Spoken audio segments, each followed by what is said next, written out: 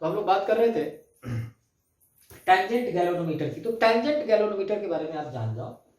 ये जो रिजल्ट हमने लाया ना B by B H tan theta, उसी तरीके से ये बी अगर किसी एन टर्न के सर्कुलर क्वाइल का हो जाए, एन टर्न का सर्कुलर क्वाइल जिसमें आई करंट जा रहा है उसका हो जाए, तो हम बी और बी एच में रिलेशन निकाल लेते हैं। नाम है उसका क्या, गैल्वेनोमीटर। तो गैल्वेनोमीटर है तो वो स्मॉल करंट को डिटेक्ट करने का काम आएगा। अगर उसकी हम बात करें तो वो बी हो क्या जाएगा, है ना। मान लो यहाँ पे अर्थ का जैसे ये क्वाइल जो है वो कुछ ऐसे रखा हुआ होता, ऐसे, है ना।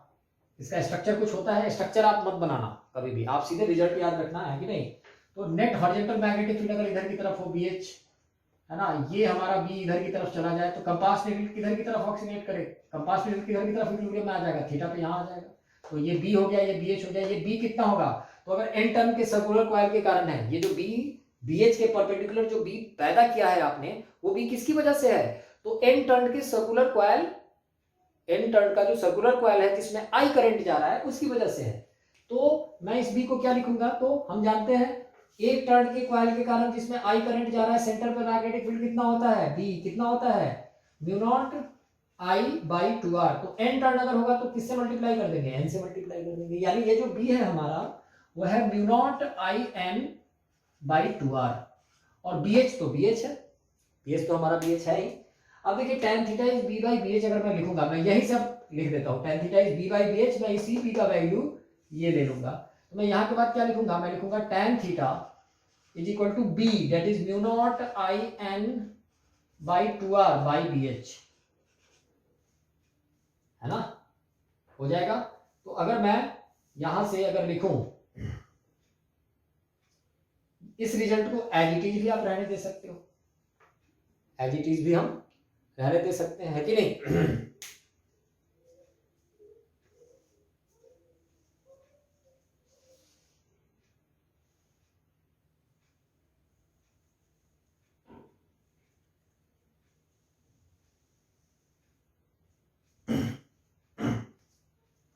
ऑलराइट, और इसको, इस रिजल्ट को आप यूज भी कर सकते हो डायरेक्ट। कभी कभी आई और थीटा में रिलेशन यहाँ पूछ लेता है ना, तो आई और थीटा में आप यहाँ रिलेशन भी निकाल सकते हो। पता है कैसे, तो आप आई और थीटा को अलग अलग कर लो, थीटा मतलब टैन थीटा को आप अलग अलग भी कर सकते हो टेंजेंट गैल्वेनोमीटर के लिए। तो ये टेंजेंट गैल्वेनोमीटर के लिए एक बहुत फेमस रिजल्ट आ जाएगा।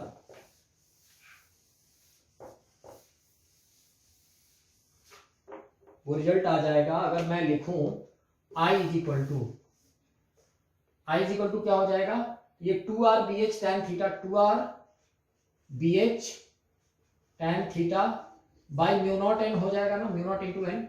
यार टू, तो टू है R radius of the coil है, B H horizontal magnetic field है अर्थ का, mu not permeability of free space है, और N total number of turn है। अब ये जो चीज होगा ये अपने आप में कांस्टेंट होगा।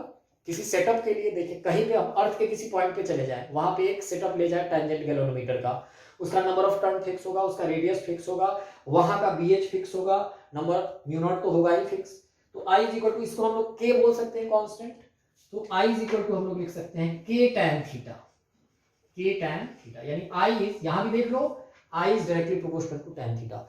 मूविंग कॉइल गैल्वेनोमीटर में I was directly proportional to theta था, यहाँ I directly proportional to tan theta है, यही फर्क है वहां पे। अगर ये थीटा बहुत स्मॉल हो तो टैन थीटा बिकम्स थीटा, वो एक अलग बात है। लेकिन यहाँ पे आई और थीटा में रिलेशन आया है, आई इज इक्वल टू के टैन थीटा। वहां पे क्या था, तो जितना ज्यादा थीटा डायरेक्टली प्रोपोर्शनल था थीटा के ही, है ना। डिफ्लेक्शन याद करो जब एमीटर गैल्वेनोमीटर पढ़ रहे थे, तो इस के को हम लोग एक नाम देते हैं, दैट इज कॉल्ड ना रिडक्शन रेशियो भी कहते हैं इसको, है ना, रिडक्शन रेशियो के को कहते हैं।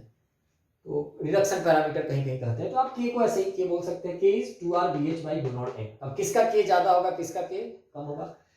D I by D theta अगर निकालो, D I by D theta, तो D I by D theta क्या हो जाएगा, के टैन थीटा का डिफरेंशिएशन क्या हो जाएगा, सेक square theta, K sec square theta, small change in current by small change in theta. अगर D theta by D I deflection पर यूनिट करंट निकालना होगा तो 1 बाई के सेक स्क्वायर थीटा हो जाएगा ना यहाँ पे। तो D I by D theta अगर के सेक स्क्वायर थीटा है, टैन थीटा का डिफरेंशिएशन सेक स्क्वायर थीटा हम लोग लिख रहे हैं, अगर थीटा वेरिएबल आया तो D I by D theta को क्या बोल सकते हैं, D theta by D I को क्या बोल सकते हैं, तो डिफ्लेक्शन पर unit current, change in theta पर unit change in current, that is current sensitivity. तो D theta by D I जो होगा वो हो जाएगा 1/k सेक स्क्वायर थीटा। ये सब चीजें पूछी जा सकती है। यानी करंट सेंसिटिविटी जो है वो रिडक्शन रेशियो के किसके इनवर्सली प्रोपोर्शनल हो जाएगा, क्योंकि D theta by D I 1/k। हालांकि ये मैं बता दे रहा हूं, बस ध्यान रखना, बहुत कम चांस है कि ये आएगा, लेकिन आप इसे याद रखना, आई बराबर के टैन थीटा, आई बराबर के टैन थीटा। इस पे डायरेक्ट क्वेश्चन आ सकता है, के रिडक्शन रेशियो कहा जाता है, ये ध्यान रखना। किस लॉ पे ये काम करता है, टैंजेंट लॉ पे काम करता है ना। एक बी एच तो हमारा है ही, और दूसरा जो परपेंडिकुलर बी था वो किसकी वजह से था, किसकी वजह से था, एक एन टर्न के सर्कुलर कॉइल का जो उसका जो मशीन है, उस मशीन का अपना वो था बी, है ना, जिस मशीन का नाम टेंजेंट गैल्वेनोमीटर है ना, उसका अपना बी था। दोनों एक दूसरे के परपेंडिकुलर थे। वहां एक कंपास नीडल था, हमने कंपास नीडल को देखा कि वो बीएच के साथ कितने एंगल पे इक्विलिब्रियम में है, तुरंत हमने लिख दिया BH tan theta is that very B. फिर हमने उस बी को, तो वो बी तो हमें पता है कितना है, तो जैसे ही उस बी का वैल्यू हमें पता है हमने रख दिया, रख देने पे आई बराबर के टैन थीटा आ गया। ठीक है ना।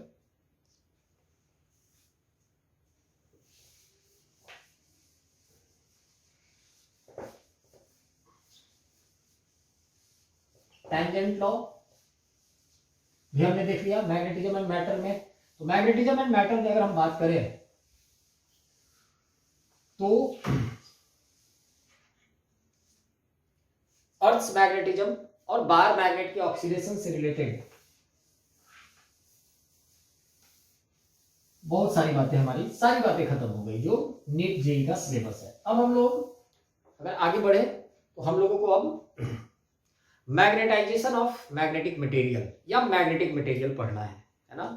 उस मैग्नेटिक मटेरियल को पढ़ने से पहले एक क्वेश्चन हम कर लेते हैं, सिंपल सा क्वेश्चन आपको मैं बोल देता हूं। क्वेश्चन है, पहले वो कर लिया जाए फिर मैं उसको स्टार्ट करूंगा। Two magnets having magnetic moment 3m and 2m have same mass, length, breadth and height. If they are held together with same pole, the time period in an external magnetic field is 5 seconds. Then what is the time period when they are held with opposite pole together in the same magnetic field? Alright? यानी दो magnets हैं, same dimension के हैं, एक का magnetic moment 3m है, दूसरे का मैग्नेटिक मोमेंट 2m है। जब इन दोनों को एक साथ रख रहे हैं ना, सेम पोल टुगेदर, तो टाइम पीरियड कितना है हमारा, टाइम पीरियड है 5 सेकेंड। यानी इसका मोमेंट ऑफ इनर्शिया I1 होगा, इसका मोमेंट ऑफ इनर्शिया I2 होगा। तो टाइम पीरियड T जो है वो है 2 पाई अंडर रूट I कितना ले लेंगे, I1 plus I2 by magnetic moment कितना हो जाएगा 3m 2m 5m into B, और ये चीज दिया हुआ है 5 सेकेंड। फिर कहता है कि दोनों को इस बार अपोजिट पोल को एक साथ रखते हैं, सेम पोल रखोगे तब जाके 3m 2m 5m बनेगा, ध्यान रखेंगे। यानी साउथ साउथ नॉर्थ नॉर्थ एक साथ रखा था। नेक्स्ट केस में आप टाइम पीरियड निकालना है कि अगर अनसेम पोल यानी साउथ को नॉर्थ के साथ और नॉर्थ को साउथ के साथ रखे हो तब कितना टाइम पीरियड होगा। तो अब मान लो टाइम पीरियड टी डैश है तो उसको लिखेंगे 2 पाई अंडर रूट, रखना तो एक ही साथ है इसलिए मोमेंट ऑफ इनर्शिया तो I1 प्लस I2 ऐड हो जाएगा। हालांकि यहाँ I1 I2 ना लिख के मैं I भी लिखूंगा तो चलेगा, क्योंकि क्वेश्चन में लिख रखा है same mass length breadth height, तो सब आइडेंटिकल हो गया, तो मोमेंट ऑफ इनर्शिया भी सेम हो जाएगा। लेकिन मैं फिर भी अलग अलग लिख रहा हूँ, तो 2 pi under root I1 plus I2 भाई। अब क्या हो जाएगा, तो अब अपोजिट रखोगे तो ज्यादा मैग्नेटिक मोमेंट किसका है, 3m का है, तो 3m माइनस 2m लेंगे नया वाला, क्योंकि जब अपोजिट पोल टुगेदर रखेंगे तो 3m माइनस 2m क्या हो जाएगा m into B, and that is equal to what, यही पूछा है।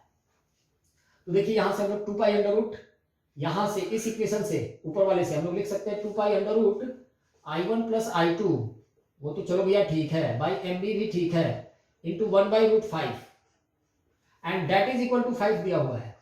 तो 2 pi under root I1 plus I2 by mb कितना हो जाएगा, ये रूट 5 उधर चला जाएगा, सो 5 रूट 5 हो जाएगा। और यही तो निकालना है हम लोगों को, यही तो टी डैश है, तो टी डैश ऑटोमेटिकली आ गया। टी डैश कितना हो जाएगा 5 रूट 5, यानी टाइम पीरियड क्या हो गया, बढ़ गया। पहले टाइम पीरियड 5 सेकंड था, सेम पोल को एक साथ रखने पे, अनसेम पोल को एक साथ रखने पे क्या हो जाएगा, टाइम पीरियड बढ़ जाएगा। पता है क्यों, क्योंकि फॉर्मूला होता है 2 pi under root I by mb, और m नीचे आ रहा है, तो डिनोमिनेटर में कोई चीज अगर घटेगा तो ओवरऑल फ्रैक्शन बढ़ जाएगा, इसीलिए टाइम पीरियड बढ़ गया, क्योंकि इफेक्टिव m पहले 5m था और अब m हो गया। Alright, alright. हमने अर्थ मैग्नेटिज्म अभी पढ़ा है। अर्थ मैग्नेटिज्म के बेसिक एलिमेंट के बारे में हमने पढ़ा था, है ना। मैग्नेटिक डिक्लाइनेशन, मैग्नेटिक इंक्लाइनेशन और horizontal component of earth magnetic field. ये 3 चीजें होती हैं जो किसी भी पॉइंट पे, अर्थ के सरफेस पे किसी भी पॉइंट पे नेट मैग्नेटिक फील्ड को कैलकुलेट करने में हमारी मदद करती है ना। हमें डिक्लाइनेशन भी जानना चाहिए, है ना। इंक्लाइनेशन को एंगल ऑफ डिप भी कहा जाता है, और horizontal component of earth magnetic field. अब देखिए, जैसे एक क्वेश्चन करते हैं हम लोग, एक कॉन्सेप्ट भी क्लियर होगा। हमने कल बात की थी ट्रू डिप और अपैरेंट डिप के बारे में। ट्रू डिप का मतलब यह है कि हॉरिजॉन्टल के साथ कंपास निडल का एंगल, है ना, जब वो मैग्नेटिक मेरिडियन में मौजूद हो। मैग्नेटिक मेरिडियन का मतलब किसी पॉइंट, अगर हम अर्थ के सरफेस पे बात करें तो एक पॉइंट की अगर बात करें तो उस पॉइंट के रिगार्डिंग एक जरूर प्लेन होगा पक्का, जो एक ही प्लेन होगा, यूनिक प्लेन, जिस प्लेन में अर्थ का नेट मैग्नेटिक फील्ड कहीं लाई करता होगा, है ना। अब अगर उस प्लेन में जाकर के आप कंपास निडल को सस्पेंड करते हो उस वर्टिकल प्लेन में, तो वो नेट मैग्नेटिक फील्ड की तरफ चला जाएगा, है ना। नेट मैग्नेटिक फील्ड की तरफ अपने आप को अलाइंड कर लेगा। हॉरिजॉन्टल के साथ नेट मैग्नेटिक फील्ड जो एंगल बनाता है उसे हम लोग डेल्टा कहते हैं वहां का, और वो जो डेल्टा होता है वो उस पॉइंट का ट्रू डिप कहलाता था। हमने ये भी बात की थी, है ना। लेकिन अगर गलती से वो प्लेन आपने सही नहीं लिया, वो प्लेन किसी एंगल पे ले लिया, मतलब मैग्नेटिक मेरिडियन से भी वो किसी पर्टिकुलर एंगल पे जाने लगा, तो फिर ऐसा नहीं है कि कंपास नीडल उस प्लेन में डिफ्लेक्शन शो नहीं करेगा। कंपास नीडल वहां भी किसी पर्टिकुलर एंगल पे चला जाएगा हॉरिजॉन्टल के साथ, लेकिन वो जो एंगल पे जाएगा उसको आप ट्रू डिप नहीं कह सकते हैं उस पॉइंट का। तो इसी के रिगार्डिंग एक क्वेश्चन से हम लोग क्लियर करते हैं कि इन ए प्लेन, क्वेश्चन मैं पहले बोल देता हूं, इन ए plane which is at a 30 degree to magnetic meridian, the compass needle is at 45 degree with the horizontal, then what is the true dip at a point? I repeat the question, एक plane है जो कि 30 degree with the magnetic meridian पे है, वहां पे compass needle horizontal से 45 degree पे अलाइन हो जाता है, मतलब the apparent dip is 45 degree. वो वहां का क्या हुआ, अपैरेंट डिप हुआ। मतलब मान लीजिए, तो वहां का ट्रू डिप हम लोगों को निकालना है। जैसे मान लीजिए ये एक प्लेन है, दिस इज ए प्लेन, यही वो पॉइंट है जहां पे बात हो रही है, यही वो पॉइंट है जहां का हमें ट्रू डिप निकालना है। तो मान लो ये एक प्लेन है, ये प्लेन ओरिजिनल मैग्नेटिक मेरिडियन है। ये प्लेन क्या है, ओरिजिनल मैग्नेटिक मेरिडियन है। मतलब अगर इस पॉइंट की मैं बात करूं तो यहाँ पे मैग्नेटिक फील्ड के 2 कंपोनेंट है, इधर की तरफ हो जाएगा हॉरिजॉन्टल कंपोनेंट BH और नीचे की तरफ वर्टिकल कंपोनेंट BV। ये तो हो ही जाएगा। लेकिन क्वेश्चन कहता है कि हम इस प्लेन में नहीं थे, हमें ये पता ही नहीं था कि ये प्लेन कहाँ है। मैंने मान लिया कि ये प्लेन कहीं तो होगा, इस प्लेन से 30 डिग्री पे हम गलती से चले गए दूसरे प्लेन में। जो क्वेश्चन है वो प्लेन क्या है, तो that will plane would be like this, ये दूसरा प्लेन है ना।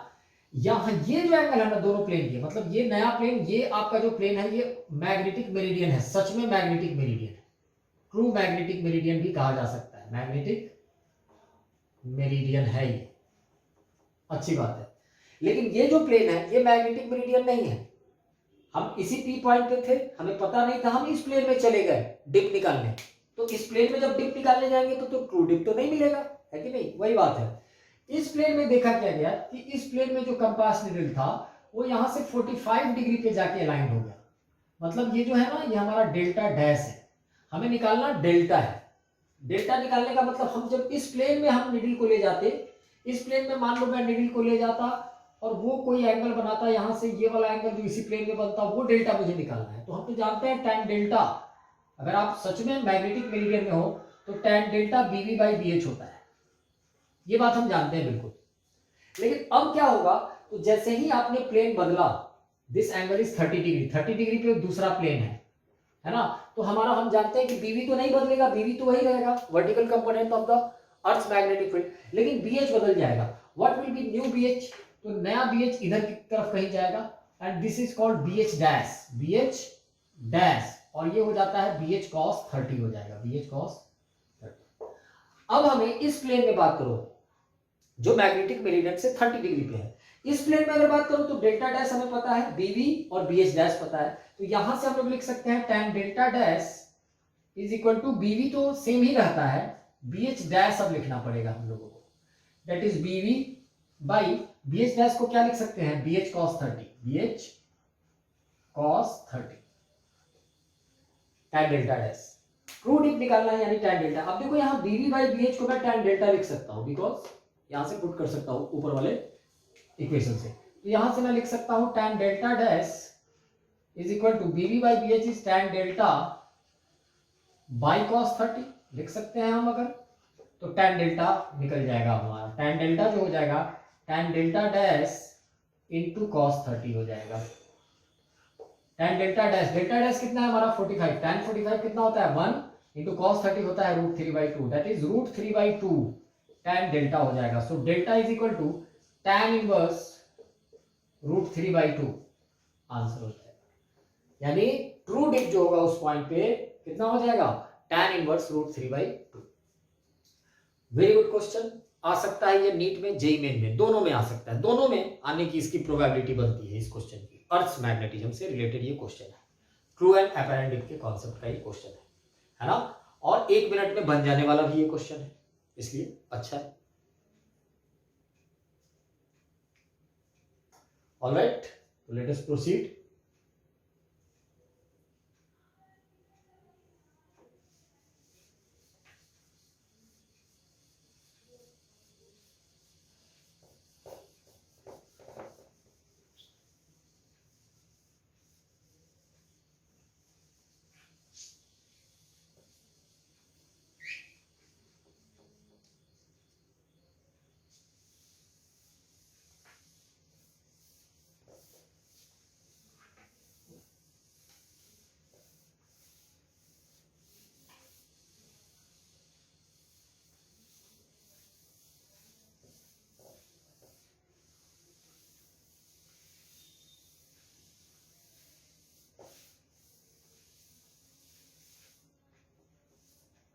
ऑलराइट, तो आगे बढ़ते हैं हम लोगों ने मैग्नेट पढ़ा था, बार मैग्नेट के बारे में, और उस एनालॉजी को भी पढ़ा था जो एनालॉजी इलेक्ट्रोस्टैटिक्स से रिलेट होती है ना। इलेक्ट्रोस्टैटिक्स में जिस तरीके से एक इलेक्ट्रिकल डाइपोल या सिंपल डाइपोल भी जिसको कहते थे हम लोग, एक्सटर्नल इलेक्ट्रिक फील्ड में कैसे वो ऑक्सीलेट करता था, तो डाइपोल ऑक्सीलेशन से रिलेटेड इधर इस जब मैग्नेटिज्म में बात करते हैं तो ठीक ठाक क्वेश्चंस बनते हैं, है ना, आने की प्रोबेबिलिटी भी उन क्वेश्चंस की अच्छी खासी होती है। जैसे हम जानते हैं कि एक्सटर्नल मैग्नेटिक फील्ड में एक बार मैग्नेट ऑक्सीलेट कर सकता है ना, ऑक्सीलेट कर सकता है इनिशियली। जैसे ऑक्सीलेशन की बात को अगर समझा जाए तो मान लो ये कोई एक्सटर्नल मैग्नेटिक फील्ड है ना, और यहाँ पे एक बार मैग्नेट को मैं ऐसे रख दूं, इधर साउथ इधर नॉर्थ, इसका मोमेंट ऑफ इनर्शिया सेंटर के अबाउट आई है, तो ये ऑक्सीलेट कर सकता है, क्योंकि नॉर्थ पे अगर बिल्कुल हमारे मैग्नेट का मैग्नेटिक डाइपोल और एक्सटर्नल मैग्नेटिक फील्ड दोनों अगर सेम डायरेक्शन में हो तब तो वो स्टेबल इक्विलिब्रियम में होता है, हम जानते हैं। लेकिन थोड़ा सा भी एंगल पे अगर हम ले जाएंगे, जैसे मैंने ये जो फिगर बनाया है, थोड़ा सा भी एंगल पे ले जाके अगर इसको हमने रिलीज कर दिया तो ये मैग्नेट बिल्कुल ऐसे ऐसे ऑक्सीलेट करने लगेगा, है ना। वो प्लेन पे भी डिपेंड करता है कि किस प्लेन में वो फ्री है ऑक्सीलेट करने के लिए। जैसे हम लोग देखेंगे कि अर्थ के हॉरिजॉन्टल कंपोनेंट, जैसे मैं कहीं भी खड़ा हूं, है ना, तो बिल्कुल हॉरिजॉन्टल में, मतलब हम लोग मान लो जमीन पे कहीं खड़े होते हैं, तो हम जिस पॉइंट पे खड़े होते हैं उस पॉइंट पे जमीन के लॉन्ग, मतलब सरफेस, अर्थ के सरफेस के लॉन्ग कोई सा भी एक नेट मैग्नेटिक फील्ड होगा अर्थ का, वो तो नेट मैग्नेटिक फील्ड तो अंदर की तरफ कहीं होगा, हॉरिजॉन्टल के टोटल मैग्नेटिक फील्ड हॉरिजॉन्टल की तरफ तो इक्वेटर पे होता है। लेकिन हम किसी दूसरे पॉइंट में चले जाएंगे तो अर्थ के नेट मैग्नेटिक फील्ड का जो कंपोनेंट सरफेस के लॉन्ग जाएगा उसे ही हम लोग बीएच कहते हैं, horizontal component of the earth magnetic field कहते हैं। अगर मैं कोई मैग्नेट अर्थ के सरफेस पे रखता हूँ और उसको अर्थ के सरफेस पे हॉरिजॉन्टल प्लेन में ही कहूँ कि तुम ऑक्सीलेट करोगे, मतलब the magnet is free to oscillate in only horizontal plane, मतलब अगर मैं ऐसे मैग्नेट रख दिया हूं तो वो ऐसे ऐसे ऑक्सीलेट कर सकता है। तो इतना श्योर है कि वो किस मैग्नेटिक फील्ड की वजह से करेगा, horizontal component of the magnetic field की वजह से करेगा, है कि नहीं। लेकिन उसी मैग्नेट को हम अगर दूसरे प्लेन में ले जाए, जैसे मैं मैग्नेटिक मेरिडियन में ले जाके छोड़ दूं वर्टिकल प्लेन में, मैग्नेटिक मेरिडियन वाला जो वर्टिकल प्लेन है उसमें छोड़ दूं और कहूं कि तू ऑक्सीलेट करके दिखा, तो वो किसके अबाउट करेगा, तो नेट मैग्नेटिक फील्ड वाले लाइन के अबाउट। क्यों, क्योंकि नेट मैग्नेटिक फील्ड वाले लाइन के अबाउट वो अलाइन हो जाएगा, इक्विलिब्रियम में चला जाएगा, और इक्विलिब्रियम में चले जाने के बाद जब मैं उसे पुश करके छोड़ूंगा तब वो ऑक्सीलेट करना शुरू कर देगा, है ना। ध्यान रखेंगे इन बातों का। तो ये मैग्नेट इस मैग्नेटिक फील्ड के अबाउट क्या कर सकता है, ऑक्सीलेट कर सकता है, अगर इस पोजीशन पे थोड़ा सा थीटा पे ले जाके मैं छोड़ दूं तो, है ना। और यहाँ पे जो टाइम पीरियड होगा इसका, that is 2 pi under root I by mb होगा। I is the moment of inertia, m is the magnetic moment and b is the magnetic field। ये b जो होगा, अब ये b क्या होगा वो बात की बात है, bh होगा। जैसे अर्थ के हॉरिजॉन्टल मैग्नेटिक फील्ड में अगर कर रहा है तो ये bbh हो जाएगा, अर्थ के वर्टिकल मैग्नेटिक फील्ड में कर रहा है तो bb हो जाएगा, नेट मैग्नेटिक फील्ड में कर रहा है तो b हो जाएगा, b नेट कह सकते हैं। ये एक बात थी।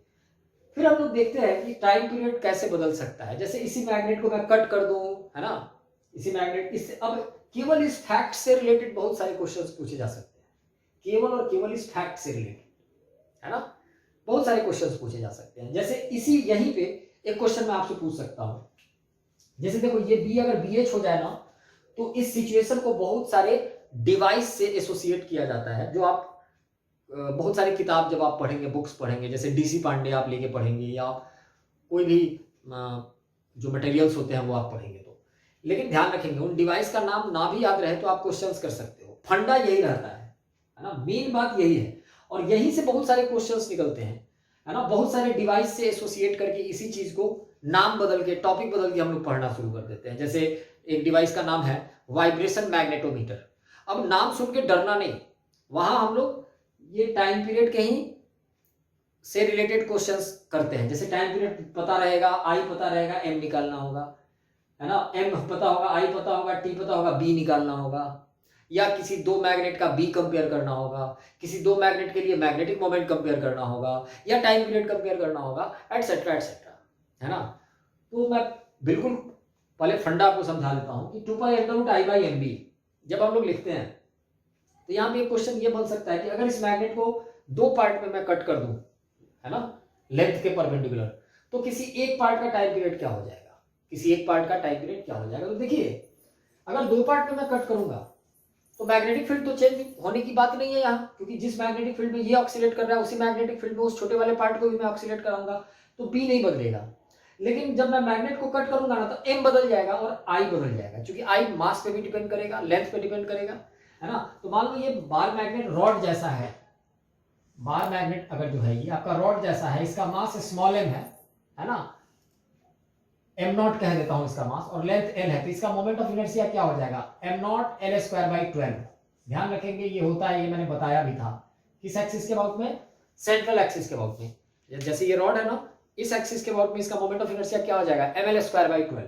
तो अगर आप दो पार्ट में कट करते हो तो नया moment of inertia I dash क्या हो जाएगा, तो दो पार्ट में कट करोगे ना तो लेंथ L/2 हो जाएगा और मास भी क्या हो जाएगा, आधा हो जाएगा।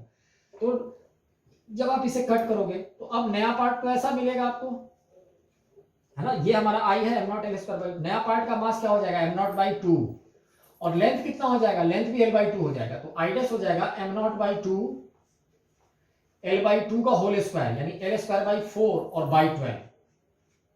समझ में आ रहा था, क्योंकि m0 पहले का मास था, अब मास हो गया m0/2, यानी बीच से कट करने पे मास भी आधा हुआ, लेंथ भी आधा हुआ, तो नया मोमेंट ऑफ इनर्शिया हो जाएगा m0/2, m हो गया L² था तो यहाँ L/2 का होल स्क्वायर, L²/4 अब बाई 12 तो है, दैट इज m0 L²/2 4 जा 8 × 12 लिख सकते हैं, 8 × 12। Alright, alright. तो हमने देखा कि moment of inertia m0 L² 8 × 12 हो गया, ये नया मोमेंट ऑफ इनर्शिया।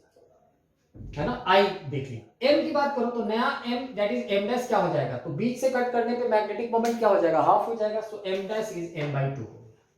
बी तो वही है, तो नया टाइम पीरियड टी डैश क्या हो जाएगा, मतलब आई एम डूइंग कि अगर बीच से कट कर दिया जाए इसको तो इसका टाइम पीरियड क्या हो जाएगा, तो टी डैश हो जाएगा 2 pi under root I dash by M dash, और बी तो बी ही रहेगा, that is 2 pi under root I dash को क्या लिख सकते हैं, तो देखो आई डैश, आई क्या है am naught L square by 12, और आई डैश क्या है am naught L square by 12 by 8, यानी इसको मैं लिख सकता हूं आई बाई 8, एम डैश को क्या लिख सकता हूं एम बाई 2,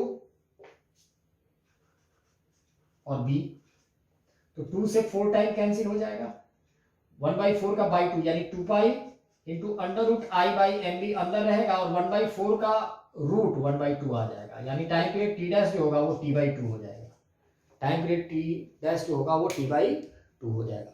और आप इसी तरीके से जनरलाइज कर सकते हो, पता है क्या, अगर आप इसको 3 इक्वल पार्ट में कट करोगे ना तो एक पार्ट का टाइम पीरियड टी बाई 3 हो जाएगा, 4 इक्वल पार्ट में कट करोगे ना आप, यू कैन चेक इट, अगर किसी मैग्नेट को, है ना, किसी बाहर मैग्नेट को एक्सटर्नल मैग्नेटिक फील्ड में ऑक्सीलेट कराने में टाइम पीरियड टी है, तो उस मैग्नेट के n इक्वल पार्ट कट कर दो आप, I repeat n equal part cut कर दो, और n इक्वल पार्ट कट करके, है ना, n इक्वल पार्ट कट करके आप अगर किसी एक पार्ट को ऑक्सीलेट कराओ उसी मैग्नेटिक फील्ड में, then the time period will be T by n, है ना, तो 2 पार्ट में कट किया था ना तो टाइम पीरियड देखो टी बाई 2 आ गया है कि नहीं, टाइम पीरियड यानी घट जाएगा, टाइम पीरियड क्या हो जाएगा, घट जाएगा, ध्यान रखेंगे, ये एक बहुत फेमस क्वेश्चन है ना, क्वेश्चन कभी आया हुआ है, ये बार मैग्नेट है time period t, if it is cut in n equal part and one of the part is made to oscillate in the same magnetic field, then what will be the new time period, t by n, the answer will be t by n,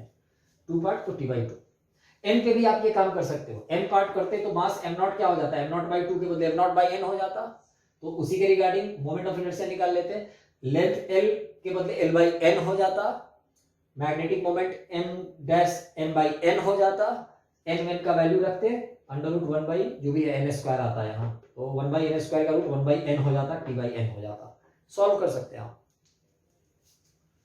यहीं पे एक चीज अब और हम बात करते हैं कि मान लो ये सब तो ठीक है, इसका time period t by t होगा 2 पाई अंडर रूट, एक और वेरिएशन यहाँ पे पूछा जा सकता है कि मान लो किसी मैग्नेट को मैं 2 पार्ट में कट करूं, है ना, मैग्नेट को मैं 2 पार्ट में कट कर दूं और एक पार्ट के ऊपर दूसरा पार्ट रख दूं, एक पार्ट के ऊपर दूसरा पार्ट रख दूं, तो एक पार्ट के ऊपर दूसरा पार्ट रखने के 2 तरीके होते हैं, एक तो सेम पोल टुगेदर, जैसे 2 पार्ट जब कट करोगे, एक मैग्नेट के 2 टुकड़े करोगे तो साउथ नॉर्थ 4 मिलेंगे आपको। अब एक दूसरे पे जब रखने की बात आएगी तो अब डिपेंड करता है कि साउथ को साउथ के साथ, नॉर्थ को नॉर्थ के साथ रखते हो या साउथ को नॉर्थ के साथ और नॉर्थ को साउथ के साथ रखते हो। तो अगर मैं सेम पोल टुगेदर रखते हो, सेम पोल टुगेदर, क्योंकि ऐसा करने से, है ना, सेम पोल टुगेदर और अनसेम पोल टुगेदर करने से मैग्नेटिक मोमेंट बदल जाएगा, मैग्नेटिक मोमेंट बदल जाएगा। जैसे मान लो इस मैग्नेट को मैं 2 इक्वल पार्ट में कट करूं, 2 इक्वल पार्ट में कट करूं, तो देखिए ये पार्ट हो जाएगा और ये पार्ट हो जाएगा, मान लो साउथ नॉर्थ और दोनों को इकट्ठे रख दूं, यानी मैं ऐसे रख दूं दोनों को, तो देखिए क्या होगा, जरा सा देखते हैं। दोनों को इकट्ठे रख देने से, क्योंकि एक के ऊपर एक रखा, है ना, इसका लेंथ कितना था l, इसका लेंथ कितना हो जाएगा l बाई 2, लेंथ बदल गया, ध्यान रखना है थोड़ा सा, यहाँ लेंथ क्या हो जाएगा, बदल जाएगा, यानी लेंथ तो अब l बाई 2 हो गया, मास इसका अभी भी m नॉट ही है, क्योंकि एक के ऊपर एक रखा था ना आपने। मैग्नेटिक मोमेंट पहले क्या था, तो पहले मान लो मैग्नेटिक मोमेंट m था, तो कट किया तो m बाई 2 हुआ, लेकिन सेम पोल को एक साथ, साउथ और नॉर्थ को साथ रखेंगे ना, तो m by 2 plus m by 2 m हो जाएगा, क्योंकि दोनों का मैग्नेटिक मोमेंट सेम डायरेक्शन में। तो मैग्नेटिक मोमेंट की बात करो तो अभी m डैश जो है इसका m ही रहेगा, यानी एक के ऊपर एक रखने से एक मैग्नेट को कट कर दिया 2 पार्ट में, और साउथ को साउथ के साथ और नॉर्थ को नॉर्थ के साथ एक साथ रख दिया, तो मैग्नेटिक मोमेंट चेंज नहीं करेगा, m डैश m है। मोमेंट ऑफ इनर्शिया जरा देखते हैं। पहले moment of inertia m not l square by 12 था, जो कि I था, पहले आपका I कितना था, m not l square by 12। अब I डैश निकालना है मुझे, है ना, इस कॉम्बिनेशन का, तो I डैश क्या हो जाएगा, तो I डैश हो जाएगा मास तो m0 है, चलो भैया अच्छी बात है। l कितना है तो l/2 है, l²/4 और by 12, that is m0 l²/12 क्या है i है, तो ये i' को मैं i/4 कह सकता हूं, क्योंकि m0 मास वही रहा, लेंथ l/2 होने की वजह से m l/2 का होल स्क्वायर बाई 12, तो l²/4/12, तो m0 l²/12 i है, तो i/4 लिख सकते हैं i' को। नया टाइम पीरियड क्या हो जाएगा t', तो नया time period t' 2 pi under root i' by m' b, लिखोगे b तो वही रहेगा, तो 2 पाई अंडर रूट i' को लिख सकता हूं मैं i/4 बाई m' तो m के ही बराबर है, साउथ को साउथ के साथ, नॉर्थ को नॉर्थ के साथ, बाई b, ये हो जाएगा 1/4 i/4, m वही रहा ना, क्लियर है ना। तो देखिए बात क्या आ गई, तो बाई 4 फिर से क्या हो जाएगा i/4, m वही रहा है, 4 का 2 बाहर आ जाएगा, यानी ये t जो है t' जो होगा वो t/2 आ जाएगा, क्योंकि 1/4 का अंडर रूट 1/2 बाहर आ जाएगा। यानी किसी मैग्नेट को दो पार्ट में कट कर देने पे, एक के ऊपर एक रख देने पे टाइम पीरियड फिर से t/2 हो जाएगा, फिर से क्या हो जाएगा t/2। तो ऐसे ऐसे क्वेश्चंस आपसे पूछे जाते हैं, ठीक है ना, ऐसे ऐसे क्वेश्चंस पूछे जा सकते हैं।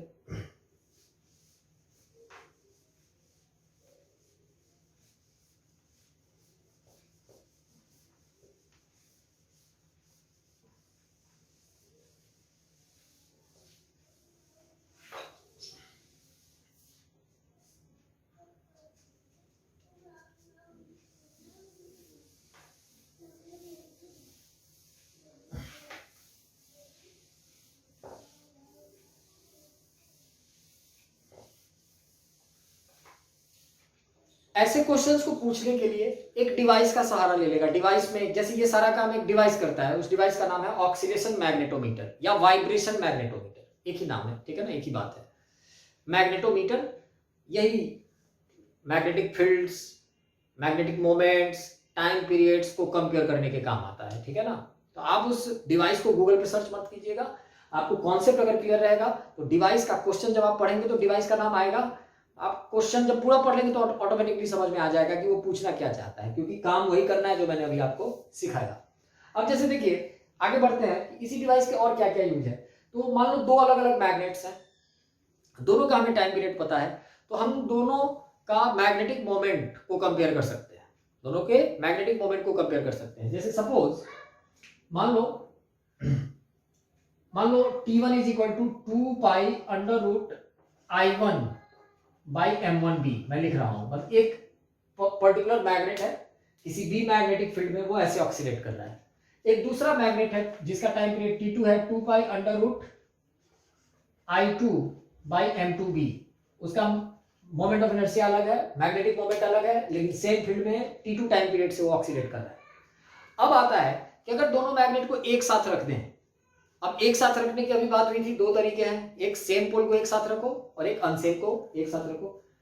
अगर सेम को, if same pole together, if same pole together रखते हो, दोनों का सेम पोल अगर आप एक साथ रख देते हो, है ना, तो मोमेंट ऑफ इनर्शिया, अब एक के ऊपर एक रखेंगे तो मोमेंट ऑफ इनर्शिया सीधे ऐड हो जाएगा, एक के ऊपर एक रख रहे हो तो मोमेंट ऑफ इनर्शिया सीधे ऐड हो जाएगा, मैग्नेटिक मोमेंट भी क्या हो जाएगा, ऐड हो जाएगा। मान लो दोनों को एक साथ रखने पे इसी फील्ड में टाइम पीरियड T3 हो जा रहा है, तो T3 को हम लोग क्या लिखेंगे, तो T3 लिखेंगे 2 pi under root I1 plus I2 by M1 plus M2 into B. अगर अनसेम पोल टुगेदर रखते हो, इफ अनसेम पोल टुगेदर, मान लो आपने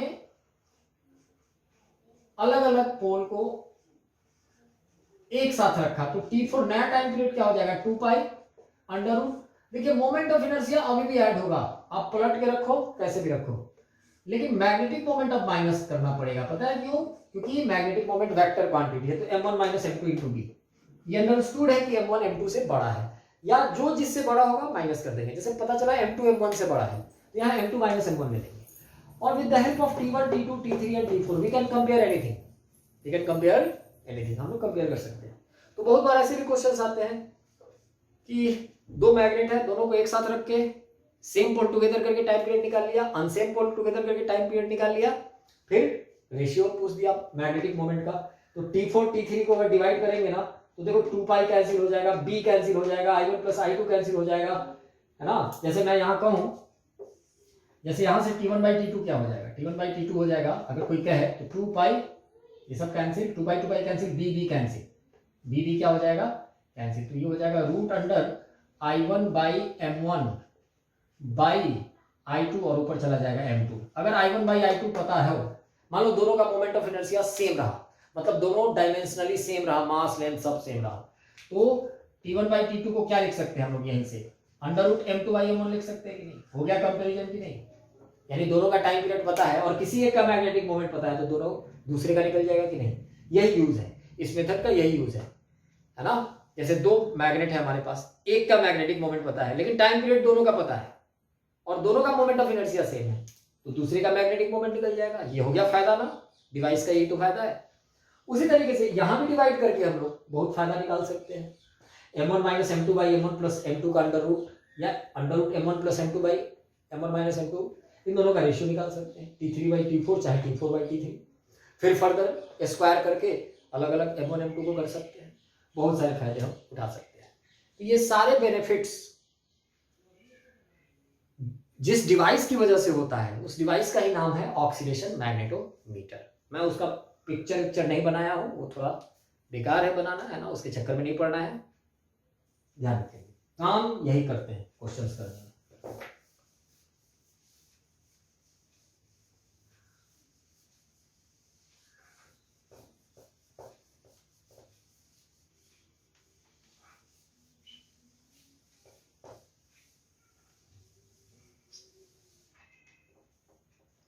अभी हमने बात किया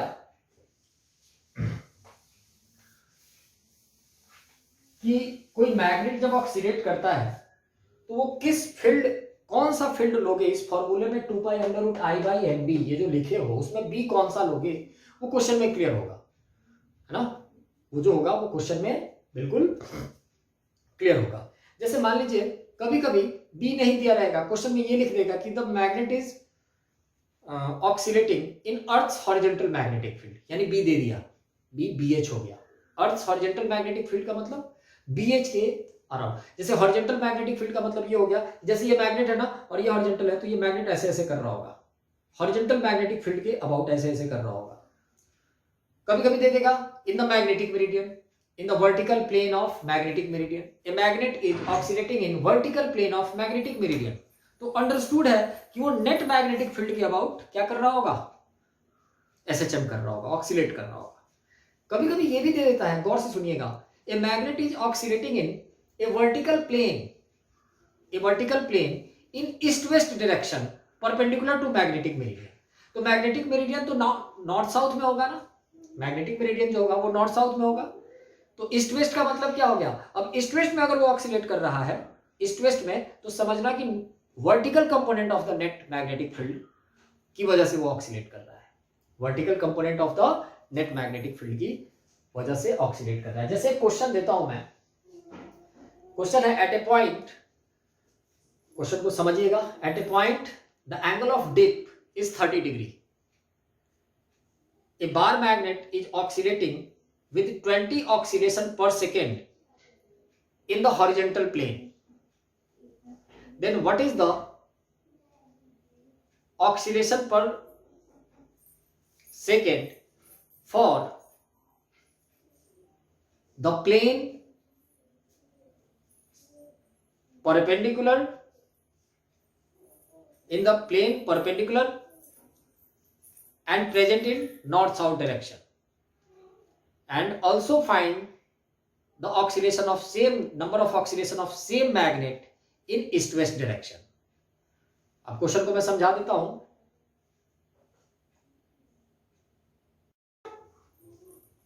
ऑलराइट, तो वो जो क्वेश्चन मैं बोल रहा था उस क्वेश्चन को मैंने लिख दिया है कि ये magnetic needle performs 20 oscillation per minute, मैंने शॉर्ट में लिखा है OPM, in horizontal plane. Horizontal plane का मतलब अर्थ, यानी सी बात है ये कहीं कहां हो रहा होगा, अर्थ पे हो रहा होगा। अब अर्थ पे हो रहा होगा, हॉरिजॉन्टल प्लेन में हो रहा होगा, यानी ये यहाँ जो मैग्नेटिक फील्ड ये सारा काम ये नौटंकी करवा रहा है, दैट इज BH, है ना। इफ डेल्टा इज 30 डिग्री, वहां का मतलब एंगल ऑफ डिप दिया हुआ है 30 degree, then how many oscillation per minute it will perform in vertical NS plane, मतलब कितना ऑक्सीलेशन पर मिनट ये करेगा वर्टिकल NS प्लेन में और वर्टिकल ईस्ट वेस्ट प्लेन में। तो देखिए वर्टिकल यानी यहाँ पे सबसे पहले ये 20 ओपीएम जो करवा रहा होगा, ये कौन करवा रहा होगा? BH करवा रहा होगा। कौन करवा रहा होगा? BH करवा रहा होगा, ठीक है। वर्टिकल NS प्लेन में अभी बात हुई थी कि वर्टिकल नॉर्थ साउथ प्लेन में कौन करवा रहा होगा ये काम।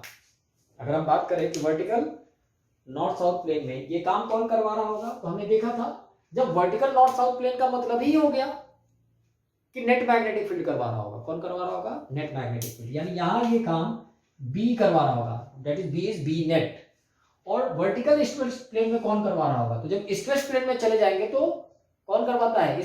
वर्टिकल ईस्ट वेस्ट प्लेन में, है ना, SHM BV करवाएगा। कौन करवाएगा? BV करवाएगा। इसको समझ सकते हैं अगर आप कहेंगे तो। देखिए जैसे देखिए मान लीजिए यही मैग्नेटिक मेरिडियन है, तो मैग्नेटिक मेरिडियन अगर ये है ना, तो ध्यान रखना है कि इसी प्लेन में नेट मैग्नेटिक फील्ड होगा। नेट मैग्नेटिक फील्ड मान लो यहाँ पे इस पॉइंट में हम देख रहे हैं तो इधर की तरफ कहीं होगा, तो ये हॉरिजॉन्टल हो जाएगा, ये वर्टिकल हो जाएगा। अब हॉरिजॉन्टल मैग्नेटिक फील्ड तो नॉर्थ की तरफ होता है, तो अपोजिट डायरेक्शन साउथ हो जाएगा, तो यही हो गया, ये नॉर्थ साउथ प्लेन हो गया कि नहीं। यानी वर्टिकल नॉर्थ साउथ प्लेन कहीं दे दिया तो समझ जाना वर्टिकल नॉर्थ साउथ प्लेन का मतलब ये मैग्नेटिक मेरिडियन का प्लेन हो गया। और मैग्नेटिक मेरिडियन में जब कंपास नीडल को आप ले जाएंगे तो वो किधर की तरफ इक्विलिब्रियम में आएगा? नेट मैग्नेटिक फील्ड की तरफ आएगा ना, क्योंकि नेट मैग्नेटिक फील्ड इधर होगा, इधर BH होगा, नीचे BV होगा, है कि नहीं। तो किसके अराउंड करेगा? नेट मैग्नेटिक फील्ड की वजह से करेगा। उसी तरीके से ये नॉर्थ साउथ है अगर, तो ईस्ट वेस्ट किधर की तरफ होगा? इधर की तरफ होगा, मतलब एक ऐसा प्लेन जो कि इसके परपेंडिकुलर हो। अब इस प्लेन में जब ले जाओगे तो इसी कंपोनेंट की वजह से करेगा ना, ये वर्टिकल वाले कंपोनेंट की वजह से करेगा, यानी BV की वजह से करेगा। और अगर हॉरिजॉन्टल में ऐसे ऐसे कराना होगा हॉरिजॉन्टल प्लेन में, अभी मैंने समझाया था कि ये मैग्नेट है, यही हॉरिजॉन्टल प्लेन है, तो हॉरिजॉन्टल प्लेन में ये वाला ऑक्सीलेशन कौन कराएगा? BH कराएगा। तो BH वाला ऑक्सीलेशन पर मिनट दिया हुआ है, B वाला और BV वाला पूछा है, जहां पे B क्या है? तो B BH और BV का रिजल्टेंट है, यानी under root BH square plus BV square है। वहां का एंगल ऑफ डिप भी दिया हुआ है, वहां का एंगल ऑफ डिप भी दिया हुआ है। तो देखिए सबसे पहले 20 ऑक्सीलेशन पर मिनट का मतलब क्या हुआ? एक मिनट में 20 ऑक्सीलेशन। एक ऑक्सीलेशन के टाइम को ही हम लोग टाइम पीरियड कहते हैं। तो 20 ऑक्सीलेशन के लिए अगर इसके टाइम पीरियड की बात करें 20 ऑक्सीलेशन पर मिनट से, तो 20 ऑक्सीलेशन कितने देर में? एक मिनट में, यानी 60 सेकंड में। तो एक ऑक्सीलेशन कितने सेकंड में?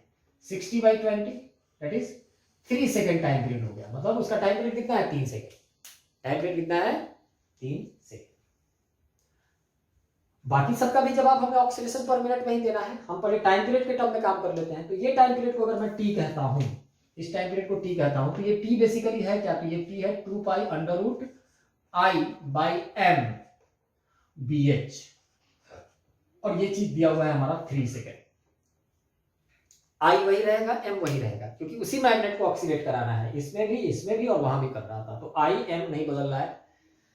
मान लो इसमें वर्टिकल नॉर्थ साउथ प्लेन में टाइम पीरियड T1 है, तो T1 बराबर क्या लिखूंगा मैं? 2π√I/m, है ना। तो वर्टिकल नॉर्थ साउथ प्लेन में मैग्नेटिक फील्ड क्या लेंगे? B लेंगे, 2π√mB, 2π√mB लिखेंगे। ये हमें निकालना है, हमें ये निकालना है। तो देखिए T1 हमारा निकल जाएगा, पता है कैसे? क्योंकि ये BH जो है ना, ये BH को हम क्या लिख सकते हैं? तो B cos 30 लिख सकते हैं, क्योंकि B और BH में एक रिलेशन होगा, वहां का डेल्टा हमें पता है। तो अगर मैं यहां से देखूं, यहां से, है ना, तो यहां से मैं डायरेक्ट यहां लिख सकता हूं क्या? तो 2π√I/m, और BH को मैं अगर लिख दूं B cos 30, B into cos 30√3/2, B cos 30 ही रहने देता हूं डायरेक्ट। तो 2π√I में ये हमारा दिया हुआ है 3, यहां से आ जाएगा 2π√I/mB बाहर इंटू 1/√cos 30 बाहर इज इक्वल टू 3। तो 2π√I/mB क्या आ जाएगा? 2π√I/mB क्या आ जाएगा? ये इधर जाके मल्टीप्लाई हो जाएगा 3/√cos 30, यानी √√3/2, यानी टाइम पीरियड आ गया वर्टिकल नॉर्थ साउथ प्लेन में ये मैग्नेट जिस टाइम पीरियड से ऑक्सीडेट करेगा वो टाइम पीरियड होगा 3/√√3/2 हो जाएगा। जब टाइम पीरियड आ गया तो ऑक्सीडेशन पर मिनट भी आ जाएगा, क्योंकि टाइम पीरियड एक ऑक्सीडेशन का टाइम है ना, तो 1 मिनट वाला भी हम निकाल लेंगे, है ना, 60 से डिवाइड कर देंगे, आ जाएगा। फिर उसी तरीके से वर्टिकल में क्या हो जाएगा, बीवी, वर्टिकल वाला टाइम पीरियड अगर T2 है तो T2 को क्या लिखेंगे, 2π√I/m BV। बीवी को क्या लिख सकते हैं, तो देखिए जिस तरीके से BH को B cos 30 लिखा है, B cos delta B sin delta, कल हमने ब्रेक किया था, तो B cos delta B sin delta, यहां क्या लिखेंगे B sin 30, B sin 30 का मतलब B/2 ऊपर, B/2 ऊपर, 2π√I/m अब आ चुका है, 3/√√3/2 आ चुका है, तो √2 से मल्टीप्लाई कर देंगे, यानी इसी में √2 से मल्टीप्लाई कर देंगे तो वर्टिकल स्ट्रेस प्लेट का आंसर आ जाएगा। इसका 3 है, इसका 3/√√3/2 है, और उसका इसमें 3/√√3/2 इंटू √2 हो जाएगा। क्लियर है ना? तो ऐसे क्वेश्चंस आ सकते हैं, ध्यान रखेंगे। यहाँ पे क्या आइडेंटिफाई करना जरूरी था कि हमारा मैग्नेट किस प्लेन में ऑक्सीडेट कर रहा है ना, किस प्लेन में ऑक्सीडेट कर रहा है। आई रिपीट, अगर हॉरिजॉन्टल प्लेन में कर रहा है तो बी कितना लेंगे, BH लेंगे, है ना। अगर वर्टिकल नॉर्थ साउथ प्लेन में कर रहा है तो बी कितना लेंगे, नेट बी लेंगे, B simple net magnetic field. अगर वर्टिकल ईस्ट वेस्ट प्लेन में कर रहा है तो बी कितना लेंगे, BV लेंगे, 2π√I/m BV, 2π√I/m BH horizontal में, और 2π√I/m B जहां पे बी नेट है, कहां, तो vertical north south plane. Alright,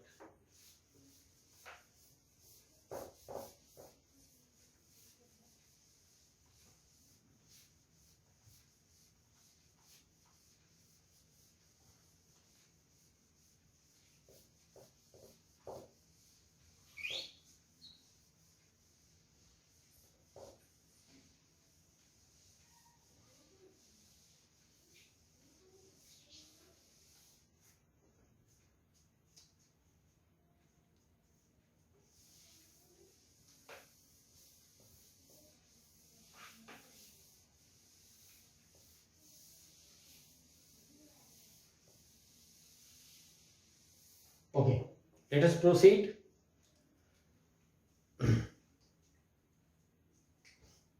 Tangent law.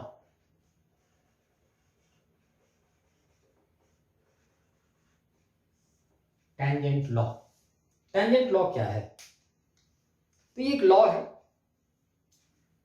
बहुत बड़ी चीज नहीं है, बहुत सिंपल सी बात है कि जब कभी भी, पहले क्या था, मान लो एक पॉइंट है और यहाँ पे हॉरिजॉन्टल मैग्नेटिक फील्ड अर्थ का, मतलब अर्थ के नेट मैग्नेटिक फील्ड का जो हॉरिजॉन्टल कंपोनेंट है, जो हमें दिखाई देगा, है ना, हमें जैसे हम कहीं भी खड़े हो अर्थ पे, तो the component of magnetic field which we feel, which we perceive is horizontal component, क्योंकि हम सरफेस पे रहते हैं, सरफेस पे ही जीते हैं, खाते हैं, पीते हैं, तो नेट मैग्नेटिक फील्ड तो हो सकता है अंदर की तरफ कहीं हो, है ना, एंगल पे यहाँ से, लेकिन उसका जो कंपोनेंट सरफेस के अलॉन्ग आएगा उसी को तो हम फील करेंगे। हम किसी मैग्नेट को ऐसे ले जाएंगे, यहाँ पे ऐसे सस्पेंड करके रख देंगे, तो वो किधर की तरफ आएगा, अगर उसको मैं हॉरिजॉन्टल में ही ऑक्सीलेट करने के लिए मजबूर किए हुआ हूँ, वो ऐसे ऐसे नहीं कर सकता, ऐसे ऐसे कर सकता है, तो वो किधर की तरफ अलाइंड हो जाएगा, हॉरिजॉन्टल की तरफ।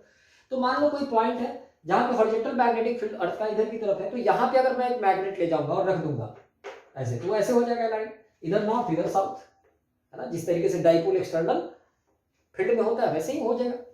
लेकिन अगर यहाँ पे मैं एक और मैग्नेटिक फील्ड क्रिएट कर दूं बाहर से कहीं से लाके, जैसे कोई दूसरा मैग्नेट यहाँ कहीं रख दूं, ऐसे ऐसे कुछ भी, और वो मैग्नेटिक फील्ड कुछ एक्सटर्नल मैग्नेटिक फील्ड हमारा बी इधर की तरफ हो जाए, यानी ये बी जो है ये कोई दूसरा मैग्नेटिक फील्ड है जो कि इस BH के क्या है, परपेंडिकुलर है, अर्थ के हॉरिजॉन्टल मैग्नेटिक फील्ड के परपेंडिकुलर है, तब जो मैग्नेट पहले horizontal component of the magnetic field की तरफ अलाइन था वो अब ऐसा नहीं रहेगा, है ना, अब वो हॉरिजॉन्टल इधर की तरफ अलाइन नहीं होगा, वो कुछ इधर की तरफ अलाइन हो जाएगा।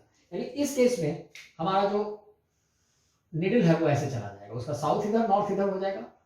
मान लो वो BH से थीटा एंगल बना के चला गया, इक्विलिब्रियम में चला गया, तो देखिए इक्विलिब्रियम में जब वो चला जाएगा तो इतना श्योर है कि क्या हो जाएगा, मान लो इसका लेंथ L था, पूरा लेंथ L था, तो यहाँ पे इसका मैग्नेटिक मोमेंट, अगर मैग्नेटिक चार्ज की बात करें तो यहाँ -m होगा, यहाँ +m होगा, एरो मैंने बनाया है ना, बाहर मैग्नेटिक तो है वो बहुत छोटा, प्लस एन यहाँ क्यों बनाया है, क्योंकि यहाँ नॉर्थ पोल है, माइनस एन क्यों बनाया है, इधर साउथ पोल है।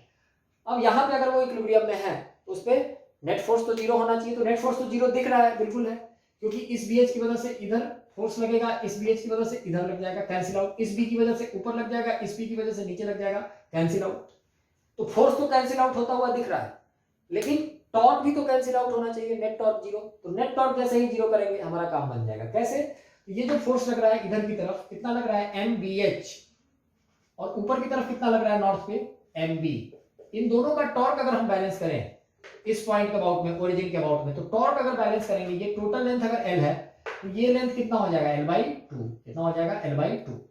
तो MBH का टॉर्क ओरिजिन के अबाउट में किस सेंस में होगा, क्लॉकवाइज, और MB का टॉर्क किधर होगा, एंटी क्लॉकवाइज। MBH का टॉर्क कैसे निकालेंगे, तो MBH line of action of force into perpendicular distance, यहां से परपेंडिकुलर डिस्टेंस कितना हो जाएगा, ये L/2, ये कितना हो जाएगा, ये हो जाएगा L/2 sine theta.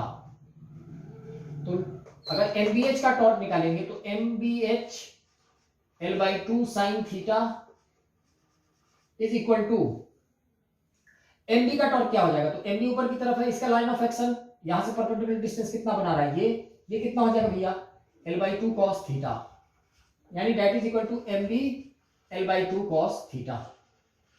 M L/2 cancel, है ना, तो cos थीटा नीचे आएगा, तो BH sin theta by cos theta, that is tan theta is equal to B हो जाएगा। यानी दिस इज द रिजल्ट, यानी tan theta is equal to B by BH। हम लिख सकते हैं tan theta is equal to B by BH।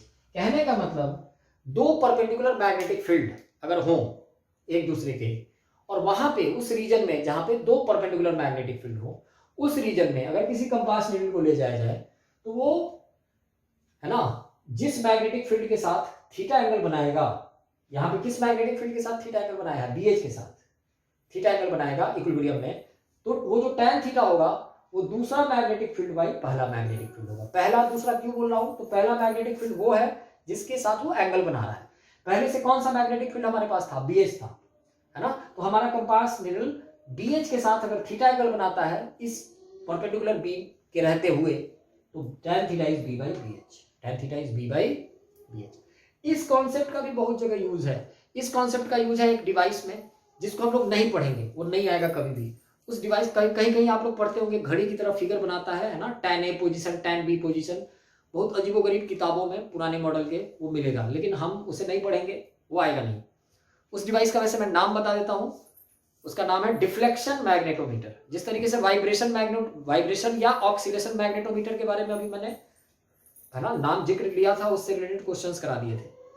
तो ये, है ना, टेंजेंट लॉ का इस्तेमाल कहाँ होता है, डिफ्लेक्शन मैग्नेटोमीटर में, डिफ्लेक्शन मैग्नेटोमीटर में, है कि नहीं। जैसे इस लॉ के इस्तेमाल से बहुत सारे क्वेश्चंस आप बना सकते हो। जैसे इस लॉ पे एक डिवाइस काम करता है जिसको हम लोग टेंजेंट गैल्वेनोमीटर कहते हैं। क्या कहते हैं, टेंजेंट गैल्वेनोमीटर। वो कैसे काम करता है, तो मान लीजिए, उसको मैं थोड़ा सा बता देता हूं। जैसे मान लीजिए ये एक कॉइल है ना, सर्कुलर कॉइल है, इसमें n टर्न्स है ना। तो हम जानते हैं अगर सर्कुलर कॉइल को मैं ऐसे बना देता हूं, सपोज n टर्न्स का सर्कुलर कॉइल है ऐसे, ठीक है ना। तो इस सर्कुलर कॉइल की वजह से मैग्नेटिक फील्ड सेंटर पे किधर की तरफ होगा, तो इस सर्कुलर कॉइल पे मैग्नेटिक फील्ड किधर की तरफ होगा, अगर राइट हैंड थंब रूल लगाएंगे तो हमारी तरफ हो जाएगा नेट मैग्नेटिक फील्ड। अगर वो मैग्नेटिक फील्ड और BH, यानी वो मैग्नेटिक फील्ड जो इस सर्कुलर कॉइल के टर्न की वजह से सेंटर पे आ रहा है, वो हमारा B वाला काम करे, वो किसका काम करे, एक्सटर्नल मैग्नेटिक फील्ड का काम करे। और यहाँ पे ऑलरेडी हमारा BH तो है ही, क्योंकि BH तो अर्थ का हॉरिजॉन्टल मैग्नेटिक फील्ड है, वो तो रहेगा ही, हर जगह रहेगा, जहां भी ले जाएंगे वहां रहेगा। तो B और BH में कैसे एक रिलेशन लाए हम, कि अगर किसी कंपास नीडल को BH के साथ थीटा एंगल पे वो है और इक्विलिब्रियम में है, तो ये रिजल्ट होल्ड करेगा।